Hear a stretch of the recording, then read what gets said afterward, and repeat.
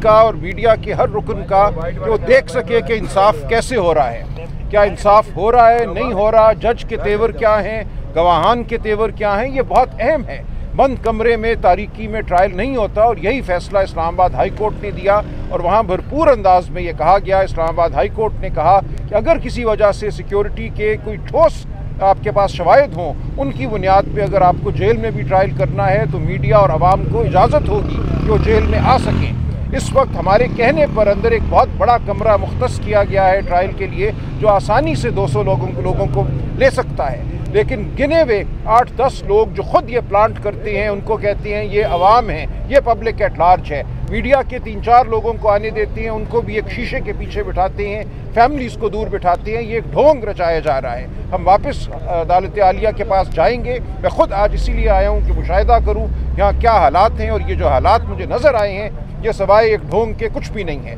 ये एक ट्रायल गैर आइनी गैर कानूनी तरीके से हो रहा है और अदालत को इसमें दोबारा मैं समझता हूँ मुदाखलत करना होगी और हम वापस अदालत आलिया और फिर अदालत उज़्मा के पास जाएंगे। मैं एक मिनट मैं मज़ीद बताता चलूँ।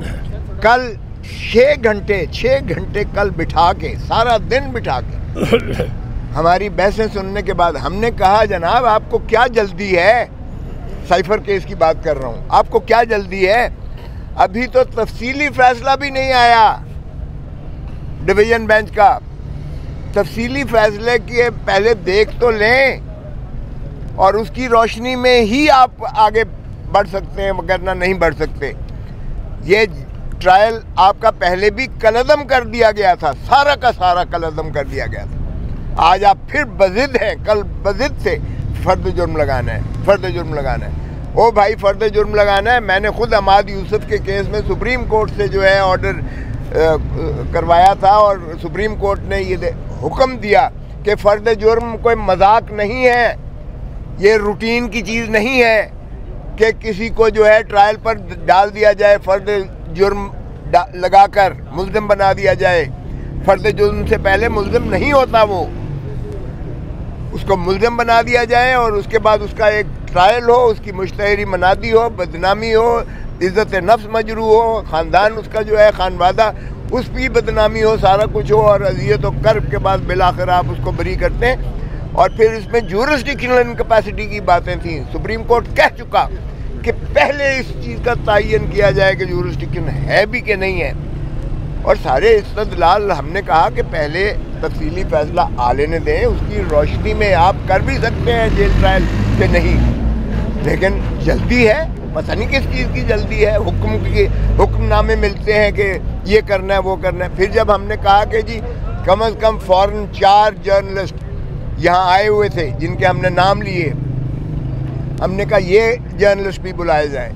पाकिस्तानी भी हमने आपसे लिए चैनल्स जितने हैं, लेकिन उन्होंने कहा जी क्लियरेंस मिलेगी, क्लियरेंस कौन देगा?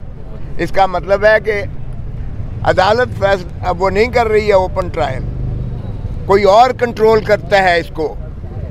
वकला हैं तो वकला आपके सामने धक्के खा रहे होते हैं, बाहर होते हैं, यानी उनकी भी क्लियरेंस कोई और देगा, तो फिर कैसा ये ओपन ट्रायल है?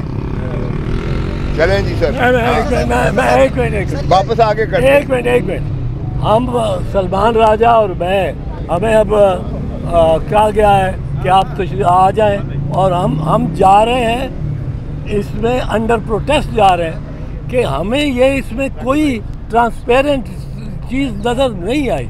बट हम इस वक्त जा रहे हैं कि हम भी देखें कि क्या माहौल है। हाँ।